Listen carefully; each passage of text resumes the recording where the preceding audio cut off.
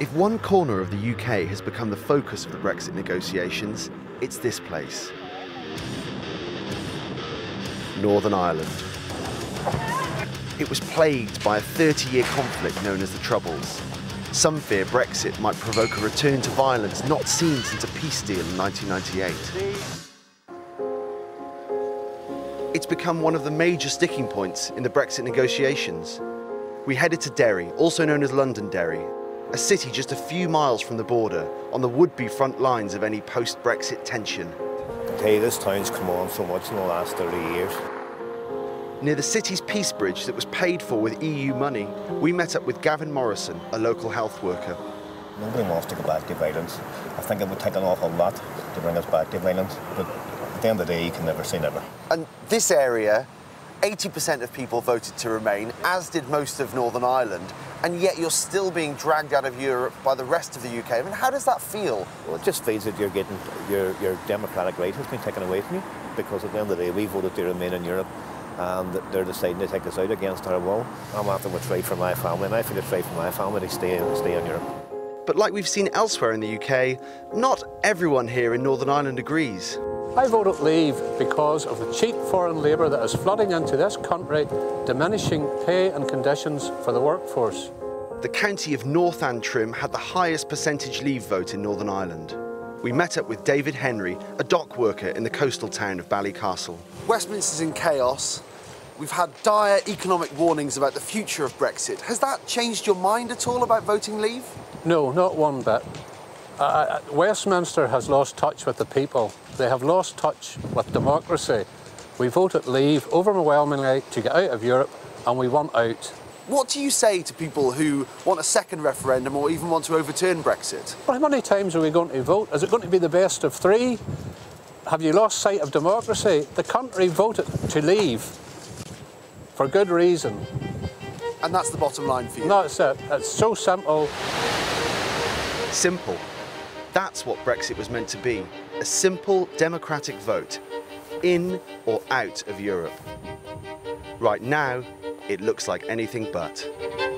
We've arrived on the weather-beaten coast of Northern Ireland, which brings us to the end of our road trip. We've travelled more than 1,200 miles across 4 nations, and speaking to people up and down this country, it's clear Britain is stubbornly divided, even as we enter the Brexit endgame.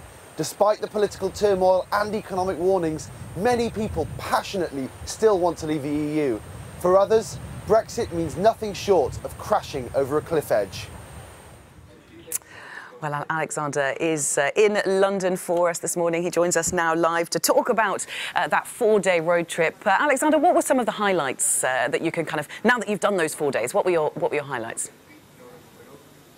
I think it's quite hard not to be awestruck by the Northern Ireland's Causeway Coast that we saw at the end there, but politically I think the places that stood out were where our expectations were dumbfounded, really. I mean, we went to Ebbw in the Welsh Valleys, which voted to leave in 2016, but ended up speaking to a farmer who voted to remain, and he was very worried about what Brexit would do to his industry.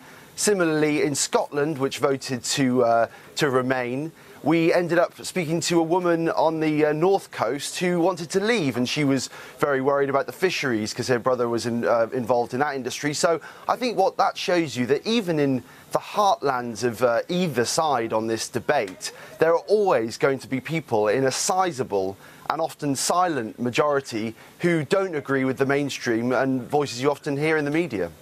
And I think that's a really good point, in that we're often presented with a generalised picture of certain parts of the UK, and actually it's far more complex a pattern than that.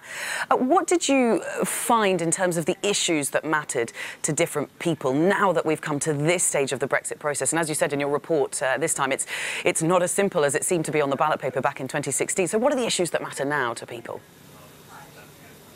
I think we're often told that people are fed up of politicians, and I think we certainly encountered a lot of frustration on the road trip. But that doesn't mean that people are completely disengaged with the process. They are still following it. They still want some sort of resolution. Even the Remainers we met, a lot of them felt like that they felt it would be wrong to perhaps overturn the vote. Some of them obviously do want to do that, but I feel like people want some sort of resolution. They want some sort of certainty. And I think that, you know, we did, throughout the road trip, we saw people do hold incredibly nuanced views about this. You know, we spoke with Leavers who accept that there could be some kind of economic pain or a lot of economic pain, depending on which forecast you believe. When Brexit happens, they accept they didn't have all the facts in 2016, but they still want to leave. And we met with Remainers who they passionately voted to remain. They are really worried about the future, but at the same time, they're incredibly cautious about the idea of overturning Brexit because of what that might mean for the future. And I think that what that shows you is that there's going to be no panacea that solves all of this. There's going to be no easy solution. Britain is an incredibly complex beast.